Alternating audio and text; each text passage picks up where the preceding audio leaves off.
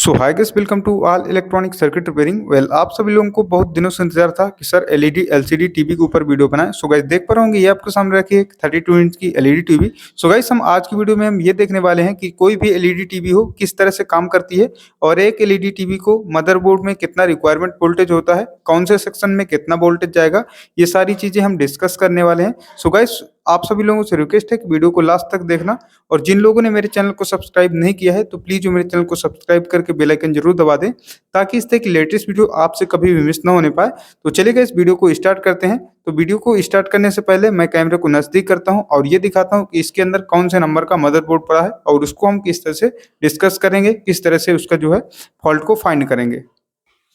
तो जैसा कि आप देख पा रहे होंगे, हमने कैमरे को नजदीक कर दिया है और इसका मदरबोर्ड का सबसे पहले नंबर जान लेते हैं। तो इसमें जो नंबर है मदरबोर्ड का RD 88503 और PD 816, तो इस मदरबोर्ड का नंबर है। तो इस मदरबोर्ड के बारे में डिस्कस करेंगे बिल्कुल डिटेल से कि कहाँ कितने वोल्टेज आते हैं, और इस मदरबोर्ड को क्या जितना रिक्वायरमेंट वोल्टेज होता है सभी एलईडी टीवी का, तो सारा वोल्टेज हमें देखेंगे। और कौन सा रेगुलेटर किस तरह से काम करता है वो भी मैं बताऊंगा, और इसमें फ्लैश आईसी कहाँ है और कोर वोल्टेज क्या होता है, और 3.3 वोल्टेज जितने भी वोल्टेज होते हैं सारी चीजें भी हम डिस्कस करने वाले हैं कि मदरबोर्ड को इधर से सप्लाई किस तरह से जाती है, ये आउट किस तरह से होती है, फिर किस सेक्शन में कहाँ कब जाती है, वो आपको मैं स्टेप बाय स्टेप बताता हूँ अभी।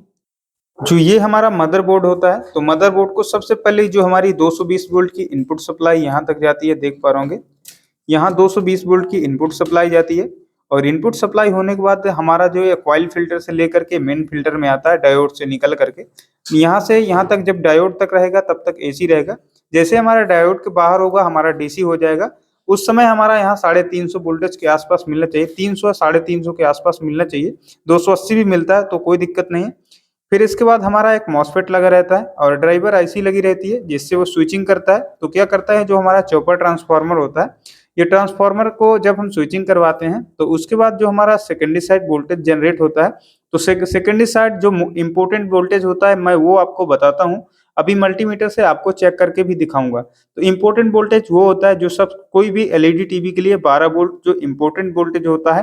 तो हमारा पहले सबसे पहले 12 वोल्ट, और जो बैक लाइट को चलाने के लिए 19-20 वोल्ट होता है, वो हमारा 2 वोल्टेज इंपॉर्टेंट होता है। उसके बाद हमारा 5 वोल्ट की सप्लाई बनती है 12 वोल्ट से रेगुलेटर लगा करके। फिर रेगुलेटर से 5 वोल्ट से सप्लाई बनती है हमारी 1.2 वोल्ट, जो कि हमारी कोर वोल्टेज होगी। तो अभी मैं आपको दिखाता हूँ और आगे आगे आपको समझाता हूँ, और ये भी देखेंगे कि इस मदरबोर्ड में हमारा किस तरह से प्रॉब्लम है और इस मदरबोर्ड में किस तरह से इसकी जो है प्रॉब्लम को हमें अभी सॉल्व करना है। उसके लिए मैं मीटर को एक बार लगा लेता हूँ और इसमें सारे वोल्टेज आपको चेक करवाता हूँ और आपको सारी चीजें दिखाता हूँ। तो हमने मीटर को लगा लिया है और मीटर को हम डीसी 1000 पे अभी सेट कर लेंगे। सॉरी, अभी हम एसी 750 में सेट करेंगे। और इस टेलीविजन को मैं पावर इनपुट करता हूँ, तो मैंने इधर से इसको पावर इनपुट कर दिया है। और इसके बाद मैं आपको सारी वोल्टेज चेक करके दिखाता हूँ। तो 750 में मैंने मीटर को सेट किया, देख पा रहे होंगे। और इसके बाद मैं सबसे पहले इसके लीड में वोल्टेज चेक करूंगा कि हमारा वोल्टेज इधर आया या नहीं आया। तो देख पा रहे होंगे 230 के आसपास, 230 वोल्ट के आसपास आ गया है हमारे मीटर में एसी सप्लाई।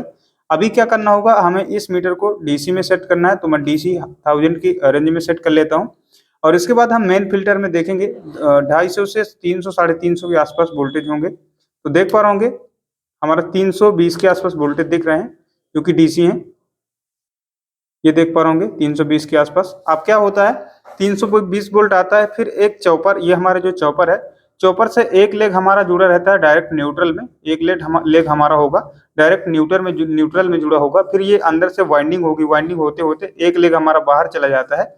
फिर उसमें क्या होता है, हमारा जो प्लस का सप्लाई है, प्लस का सप्लाई यहाँ जाता है। फिर इसके बाद ये स्विचिंग करता है, और ये मॉसफेट को स्विचिंग करवाने के लिए हमारा जो एक ड्राइवर आईसी लगा रहता है, ठीक है। ये है हमारा ड्राइवर आईसी, इधर देख पा रहे होंगे 6 पिन का हमारा ड्राइवर आईसी है। तो इसको स्विचिंग करवाता है। स्विचिंग करवाने से हमारा चॉपर ऑन होता है। चॉपर ऑन होने से जो हमारा दूसरे साइड वोल्टेज जाता है, इंपोर्टेंट वोल्टेज जो होता है वो 2 वोल्टेज होता है। एक बैकलाइट को चलाने के लिए, एक हमारा जो है मदरबोर्ड को मेन वोल्टेज जिसे बोलते हैं, मेन वोल्टेज होता है 12 वोल्ट, और बैकलाइट का मेन वोल्टेज होता है लगभग 19-20 वोल्ट के आसपास होता है, ठीक है। तो अभी मैं क्या करता हूँ, अभी मैं चेक करता हूँ कि हमारा इस साइड जो वोल्टेज है, हमारा मेन वोल्टेज गया क्या। तो एक लेग को मैं ग्राउंड कर देता हूँ, तो इधर मैं ग्राउंड में लगा देता हूँ। और इसके बाद मैं डीसी 200 पे कर देता हूँ, या 20 पे भी आप कर सकते हैं, क्योंकि हमारा जो सेकेंडरी साइड वोल्टेज है हमारा बैकलाइट में थोड़ा ज़्यादा बढ़ता है, तो हम इसको 200 रेंज में सेट कर लिए हैं अभी। और इसके बाद मैं इधर देखता हूँ, देख पा रहा हूँ 19.8 वोल्ट के आसपास इधर दिखा रहा है, जो कि हमारा बैकलाइट को ऑन करने के लिए वोल्टेज जाता है। और इसके बाद जो हमारा मेन मदरबोर्ड को वोल्टेज ऑन करने का जो काम करता है सारी चीज़ें, वो होता है 12 वोल्टेज। तो देख पा रहा हूँ 12.4 वोल्टेज के आसपास आ गया, ये जो कि हमारा ये दोनों मेन वोल्टेज है। और इसके बाद ये जो हमारा वोल्टेज है 12 वोल्ट, तो 12 वोल्ट से फिर इसके बाद 5 वोल्ट बनता है। कोई भी एलईडी टीवी का काम सेम ही होता है। कुछ मदरबोर्ड ऐसे होते हैं जिनका थोड़ा वोल्टेज अलग होता है, तो आप कमेंट करेंगे तो मैं उसके बारे में वीडियो बना दूंगा। उसके बाद हमारा क्या होता है, ये हमारा लगा रहता है रेगुलेटर आईसी, ये हमारा रेगुलेटर आईसी। तो इसको रेगुलेट करके क्या करता है, ये 5 वोल्ट में दे देता है।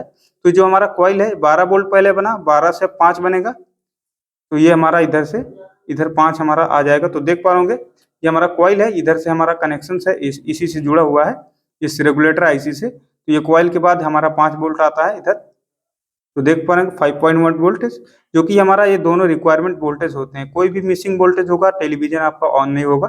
और इसके बाद जो हमारा होता है इधर 1.1 वोल्टेज, 1.2 वोल्टेज। तो देख पा रहे हैं 1.2 वोल्टेज हमारा यहाँ मिसिंग है।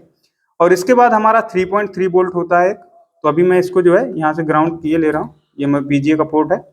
इसके बाद हम ये देखेंगे कि हमारा इधर 3.3 वोल्ट बना क्या। तो देख पा रहे हैं 3.2 वोल्ट, बाकी 3.3 वोल्ट इधर बनता है, ठीक है। यही हमारा जाता है फ्लैश आईसी को। तो देख पा रहे होंगे फ्लैश आईसी में हमारा वोल्टेज ये वाला नहीं जा रहा है। तो अभी मैं बताऊंगा इसमें क्या दिक्कत है। तो इस मदरबोर्ड के आप वोल्टेज देख लीजिएगा, सबसे पहले 12 वोल्ट बनेगा, फिर इसके बाद 5 वोल्ट बनेगा, फिर इसके बाद 1.2 वोल्टेज बनेगा। मैं आपको ये भी बताता चलता हूँ कि ये किसका काम में होगा। जो 1.2 वोल्ट होगा वो हमारा कोर वोल्ट होता है, एमसीयू को में जो जाता है, एमसीयू आईसी लगी रहती है, उसका एक कोर वोल्टेज है। और जो 12 वोल्ट है, 12 वोल्ट हमारा ये पैनल को भी जाता है। तो पैनल में इधर एनपीएन ट्रांजिस्टर लगा रहता है और स्विच करवाया जाता है, ये हमारा एनपीएन ट्रांजिस्टर है। स्विचिंग करवा देंगे तो बीसीसी वोल्टेज ये डायरेक्ट 12 वोल्ट इधर आ जाता है। और इसके बाद ये हमारा जो 1118 मतलब 1118 जो हमारा रेगुलेटर आईसी होता है, इसमें 2 सेक्शन होते हैं। एक सेक्शन में हमारा जो है 5 वोल्ट इसको दिया जाता है इस पिन में। मैं अभी दिखाता हूँ इसको। इस पिन में जब 5 वोल्ट हम दे देते हैं तो देख पाओगे इधर हमारा 3.3 वोल्ट निकल के आ जाता है, ठीक है, एक ही सेक्शन। और इसका दूसरा जो सेक्शन होता है इस साइड का, उसमें क्या करते हैं, जब हमारा जो इसको स्टैंड बाई से हम रिलीज करते हैं टेलीविजन को, तो उसके बाद ये हमारा जो है इस पिन में वोल्टेज इन होता है, इस ये वाली पिन में, इधर से दूसरे नंबर पिन में 5 वोल्ट इन होता है। तो फिर क्या होता है, इधर 1.8 वोल्टेज निकलता है, ठीक है। यही वाला 5 वोल्ट इधर इन होता है, यहाँ एक ये हमारा ट्रांजिस्टर लगा है, उससे ऑपरेट किया जाता है। तो 5 वोल्ट इसमें जाता है और जैसे हम स्टैंड बाई को रिलीज करते हैं, ठीक है। उसके बाद जो हमारा इधर से वोल्टेज निकलता है, अभी नहीं निकलेगा क्योंकि हमारा टीवी अभी शॉर्ट कंडीशन में डिस्टर्ब है।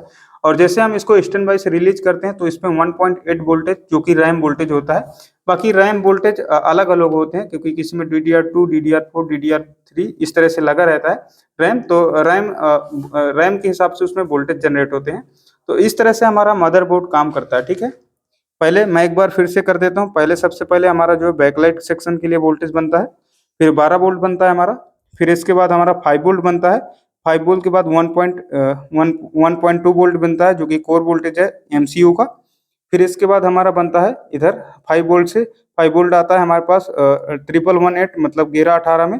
तो इसके बाद ये हमारा 3.3 वोल्ट बनाता है, हमारा सीपीयू में जाता है, एमसीयू में जाने के बाद फिर हम स्टैंड बाई से रिलीज करते हैं।